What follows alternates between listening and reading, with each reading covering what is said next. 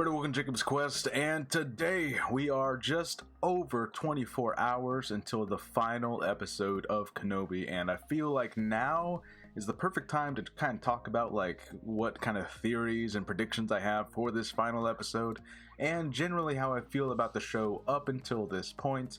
And then of course we'll get the finale in my review. I will talk about how I feel about everything, but for right now, let's go ahead and go into my little theories, my little predictions.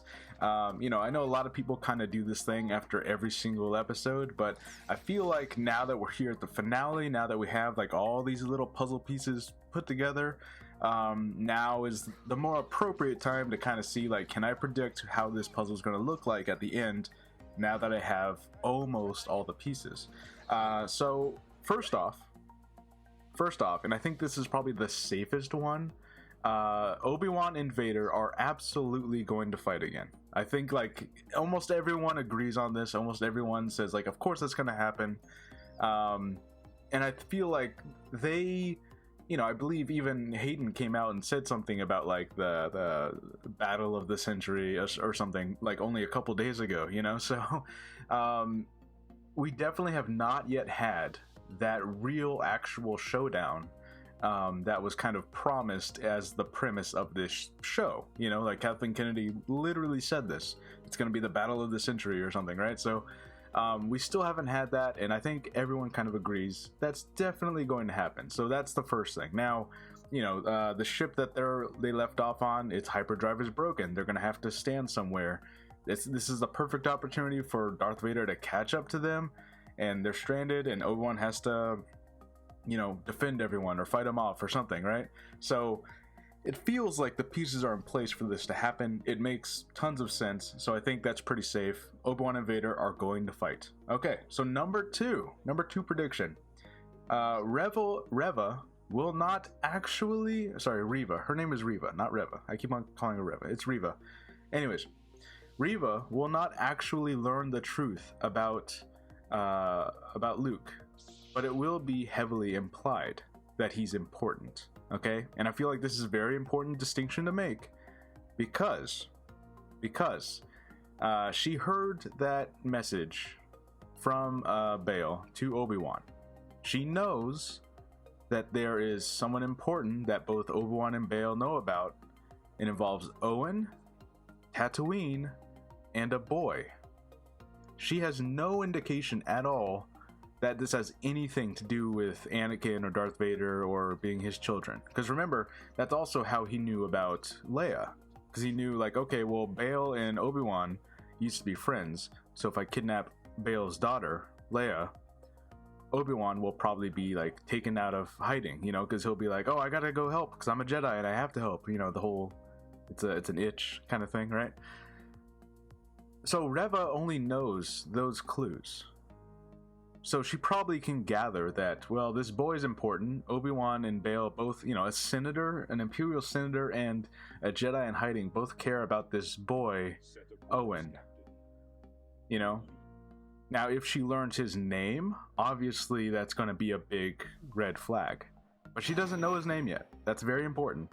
So I think that Reva will not actually learn what his name is. But whether it be Owen or Obi-Wan or whoever is talking to her, will just like lay down the heavy implication that like this kid's really, really important, and if you care about stopping Anakin, you have to let this kid go. That kind of thing.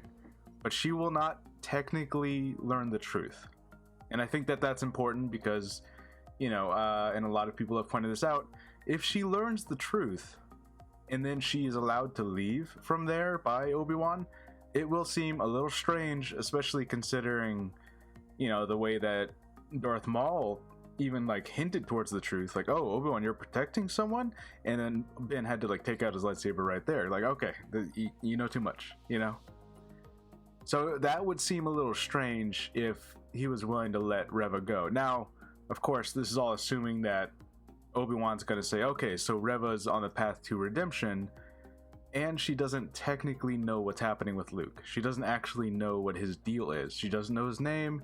She doesn't know why he's important. All she knows is that there's a boy here, and he's important for some reason. and Obi-Wan convinced me to let him go. That's it, you know what I mean? Like, and that's it. I feel like that would be the perfect way for that to go.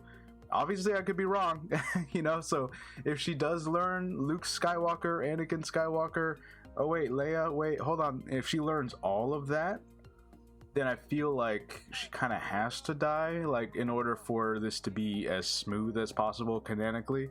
Obviously she doesn't have to, it's possible she doesn't, and that's just, you know, like everything else, any other little change, like if that happens, I'll just have to absorb that into my brain, say, okay, you know, try to mold this over, let it go through you, you know, and be like, okay, how can I adapt this logically, kind of thing, you know.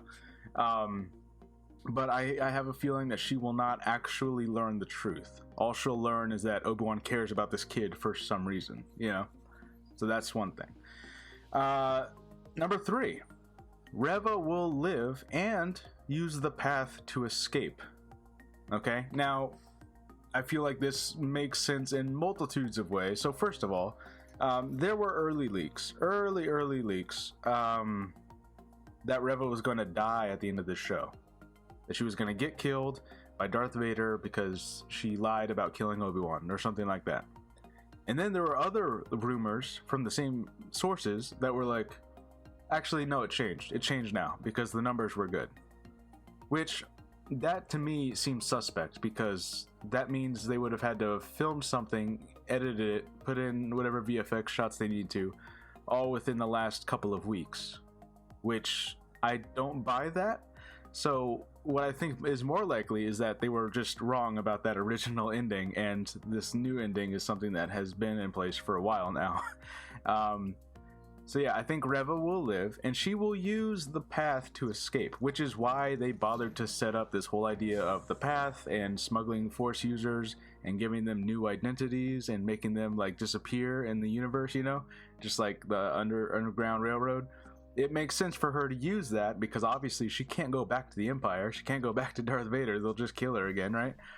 So it's like, this is the only way out for her, is to use the path. So it all feels like it was built up for this purpose narratively, right? For Reva to use it to escape, you know? And obviously there are other rumors, and, you know, again, more rumors, right? That Reva will be getting her own spin-off. So this makes a shit ton of sense. It just does, right? Like they built up this whole idea of the path. Someone can, you know, Force users can escape through here. Oh, look, the Reva is becoming a good guy, kind of, sort of, not really, but kind of. And this is perfectly leads into her spin-off of like, she disappears into the universe. Now she's in hiding. Now there's a spin-off show right there. You know, now she has to stay low, undercover from the Empire, right? Now she's an ex-Inquisitor. That's interesting, right? And look, I know opinions on the character of Reva are like nuclear here on YouTube, right? But I, especially after we finally like know her background and her story and everything, she's fascinating. I would absolutely watch that show. That's fascinating to me. I love that, you know? So that's one thing. That I think that makes all the sense in the world. Number 4, Qui-Gon shows up in the very final scene as just a voice. So yeah, here's my thing about this is he's been trying to contact Qui-Gon the entire time, and this is another thing, along with like this big showdown with Vader, this is another thing that like we kind of expect in an Obi-Wan show set in this time period, where it's like, you know, in several episodes now he's been like, Qui-Gon, can you hear me? Obviously they're building it up for him to finally say something, right? However, I do feel like now that we only have this one last episode, I feel like this is definitely how you end things. You know, you end the show with you know, he's finally back on Tatooine, he's meditating, he's more at peace, he's more accepting of the past, and he's able to like move forward with his life. You know, he's in a much better place mentally than he was at the beginning of the show. And then we just hear you know, Liam Neeson's voice, Obi-Wan, my old apprentice, you know, like we just hear that voice, right? And the reason I say it's probably just gonna be a voice, two things. First, because in the Clone Wars, he was not able to like fully become like a full visible body. He was just like a couple of lights with a voice, right? Now I know there were a couple of books, I think it was the Certain Point of View books, where they told like these mini stories, right? These little short stories. I know in one of those they talk about how Qui-Gon actually did eventually learn to show himself fully and become like a full, bodied Force spirit like we see everyone else, right? But I feel like most people, even people who are like kind of on my level of like knowledge of Star Wars, haven't really learned about that in that book. So it makes sense. I think it's just cleaner. Plus, I can imagine them getting Liam Neeson to come back into a voice studio and say like a couple of lines. I can't imagine them putting him in a wardrobe and fitting him and costuming him with a full Jedi robes and the hair and maybe trying to CG his face to look a little bit younger. I can't imagine them doing all of that stuff for him to show up for 2 seconds. So I think the voice makes sense. Maybe we'll see the lights, maybe we won't. But he's meditating. We have a close-up shot on Obi-Wan's face. His eyes are closed, and then we just hear, "Obi-Wan, can you hear me?" That kind of thing, right? And that's how we end the show. It feels like the perfect place, because like now that he's talking with Qui-Gon and he's found peace, he's perfectly in place to become Alec Guinness. Like that's exactly where we need to leave this off. Now, it's possible they do a season 2. Obviously that's possible. I think even Ewan McGregor has come out very recently, like yesterday or something. There were quotes with something like, "Oh, there's more stories we can tell." And look, I'm totally down for an Obi-Wan season 2. I know some people are getting all concerned, saying like, "Oh, but the canon and this." I'm like, look, the canon's gonna be fine. Whatever small discrepancies they may or may not make, we can just adjust that in our brains, like we always have with Star Wars. By the way, like Star Wars is full of retcons. We'll be fine. We'll be okay. I'd rather just have another show than be like, but the small little inconsistencies are like, no. I'd rather have a TV show than worry about that. Anyways, so yeah, Qui-Gon shows up. Final scene. Number 5. It's number 5, right? 1, 2, 3, 4, 5. Yeah, 5. Number 5. Vader will be defeated through trickery, not brute force. Now, here's the reason I say this. Okay. Now, don't get me wrong. I'm sure that when they do this final match, they will be much more evenly matched than they were last time, right? Like, obviously, that last fight they had wasn't really a fight. It was just Vader beating an old man senseless, and, like, that wasn't really a fight, It was, in fact, I'm pretty sure that was the whole point of that, is that it clearly demonstrates Obi-Wan's not ready for this. Now, this next fight will probably be much more balanced. We'll have much more of that prequel trilogy flair, as we kind of saw in the flashbacks of last episode, right? So that's awesome. But I also feel like last episode kind of like doubled down on the fact that Darth Vader is brute force. He is a hammer. He will smash through anything. Even if Obi-Wan is like ready for this fight again, I don't think he can beat Vader at this stage. Not with the kind of Vader that we saw last week. He could beat episode 3 Anakin, and even then, if you remember, he didn't beat episode 3 Anakin by being stronger than him in the Force or anything. It was he outmaneuvered him. It was a tactical thing. He literally had the high ground. He had like physical, he was physically at a more strategic position than Anakin was, and that's why he won. It wasn't because he was stronger in the Force or a better lightsaber duelist. It's just because he was smarter. He knew like limitations. He's like, "Anakin, don't try to make that jump." "Oh, you're stupid, Anakin. Why would you do that?" And I feel like that's exactly how Obi-Wan's gonna win again this time. It's gonna be through trickery. He's gonna, maybe not trickery is the right word, but he's gonna outmaneuver him. He's gonna outskill him. He's gonna use his brain and be like, "Hold on, I know exactly what Vader can and can't do, and he's not gonna see this coming." You know what I'm saying? So, as I'm sure we will get those cool prequel fights, and it'll be all flashy and it'll be awesome, and we'll all watch it a million times over and over again. Ultimately, he'll be defeated through Obi-Wan thinking on his feet and coming up with a really good idea. You know what I mean? So that's my other prediction, is like, this is not gonna be like a SmackDown WWE, because like that's not how he defeated Anakin in episode 3. He was just he had the better tactical knowledge of like what should and should not be tried in a how far you should jump, right? Like that's how we beat him. So yeah, I think that one's pretty fair. You know, I feel like maybe some people out there are thinking that they're gonna be like, you know, doing an epic force push and like, oh, Obi-Wan is somehow stronger, but it's like, no, Obi-Wan's not gonna be stronger. Vader's still gonna be stronger technically, but Obi-Wan's gonna be smarter, you know, in the way that he fights. He's gonna outmaneuver him. I think that's pretty fair to say. So yeah, those are my five, right? 1, 2, 3, yeah, 5. Those are my 5 major predictions for episode 6 of Obi-Wan Kenobi. I feel like, you know, I've tried to make predictions every week on Twitter. At least I'll make like little, you know, here's my theory for next week, and I don't think any of them have actually been right so far, so we'll see how this ends up going. But now that I feel like I really have the majority of the puzzle all put together, you know, I feel like I can do this. I feel like I've got a pretty good grasp on how this is all happening. Now again, I feel like Reva, though, this Reva, that could go the complete opposite direction. Maybe they do kill her off. Maybe she doesn't live. You know, maybe she says, oh, it's Luke Skywalker, and then no one has to kill her. I feel like that would be a pretty bleak ending for her character, especially after everything we learned, which is why I highly doubt that that's going to happen.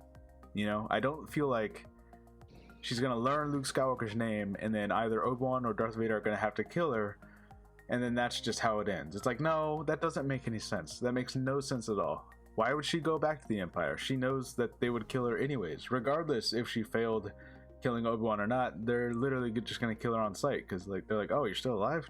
Shoot her. You know, like so the leaked ending doesn't make any sense. And her getting cut down by Obi-Wan, like, that would be very weird, I think. You know, like, all the pieces are set in place for her to maybe not necessarily turn good, but at least become an anti-hero. And the reason I say not necessarily good is because even with her fight against Vader, she's very much still fueled by hate and anger and revenge. So she's very much still using the dark side. You know, it just happens to not necessarily be pointed at the Jedi necessarily. You know, it's pointed more specifically at Anakin and Darth Vader, you know. So she's much more of an anti-hero, and I feel like she is in this place now where she can be convinced to not harm Luke and let it go and trust that Obi-Wan is like, this kid's important, he will do the thing you want ultimately, you know, Darth Vader and all that. Just don't mess with the kid, you know. Anyways, but that is the one out of all my theories. I feel like that's the one that most at risk of being like, oh, actually no, they're gonna kill her. And that's like, I don't think they'd do that, but they could. Yeah. Also, now that we've got my theories out of the way, let's talk about like just my thoughts overall real quick of the show so far. And look, when they first came out with this show, you know, I was not expecting this show to be anything specific. In fact, I would say, like, at least as far as the broad strokes go, it's very much done exactly what I thought it was gonna do. You know, Obi-Wan starts off in this really broken place, and he has to learn to, you know, use the Force and you know, kind of become Obi-Wan again. You know, and then he runs into Darth Vader. Like, all of this stuff that I kind of thought would happen has happened. So I'm not nearly as, like, there are some people out there that, like, dismayed. They're like, this is not the Obi-Wan show I wanted. But I'm not really sure what you wanted. As far, like, did you want Obi-Wan and Darth Vader to be, like... You know, I feel like a lot of people wanted Obi-Wan to come out of this show already swinging. You know, they wanted him to come... Like, the show starts and he's already still a Jedi. He's still got his lightsaber walking around. And he's, you know, he's fine. And he's just... He cuts down anyone who gets in his way. And he's taking out stormtroopers left and right. I feel like they wanted him to become that automatically and have no arc at all. You know, that's the only thing I can guess as to why some people are so upset, you know, other than, like, all the other reasons, like the Reva stuff and silly people. Yeah. Anyways. But yeah, overall, I say I've enjoyed the show, definitely. I would say maybe because it's been weekly releases, some of the episodes have, like, not as good pacing. I think episode 4 especially was, like, because it didn't feel like it moved the actual plot forward enough. I feel like that one was the one that kind of did have me, like, tapping my feet saying, like, okay, can we do something, you know? But other than that, I've actually really loved the show. So you know, maybe this would have worked better as a movie, as like one like good 2-hour 45-minute movie would have like worked really solidly. And I'm sure plenty of people out there are already like working on their edits, working on like, let's turn this into that movie that it was originally going to be anyways, right? But other than that, I feel like we're good, you know, like it being a weekly release, it being a TV show other than a movie, you know, that's from outside factors that are not controlled by the show itself. You know what I mean? Like that's corporate factors, that's COVID factors, that's, you know, money crunching, number crunching, you know, Solo happens, box office factors, you know what I'm saying? So like, as far as like the story itself, I really love it, actually. You know, I think episode 4 is the only one that I genuinely have like, oh, it didn't really do anything this week and I had to wait a whole week to get to this and nothing much happened. That's really the only one that I was like, come on, let's move forward, you know? And then episode 5, of course, picked it right back up. So all episode 6 has to do really is stick the landing in a satisfying way, leave Obi-Wan off at that point where I can see him just becoming Alec Guinness, and then that's it. Good show. You did it. You know what I mean? So yeah, those are my thoughts so far right now. Only some small negatives that were kind of bothering me, but for the most part, I'm digging it. I'm here. And yeah, let me know what you guys think about my theories. Let me know your theories. Let me know where you think this is probably going. Do you have something wildly different? You know, do you have, you know, there was some article going around, and I no one actually read it, but it was like a headline that was like, will Luke Skywalker be killed in the Obi-Wan show or something? And everyone's just kind of making fun of it. So like, if you have a theory that's way out there and you have like actual, like, you've pieced together some things that you would call evidence and like actually laid down a theory as to why you think this might happen, let me know. I'm here for it. But yeah, I'm very excited. And well, not tomorrow night for some people, but Wednesday morning for me, we will see the finale of Obi-Wan. I'm really, really excited. And yeah, let me know you guys' thoughts and your theories and your everything else. I'll see you guys next time. Bye.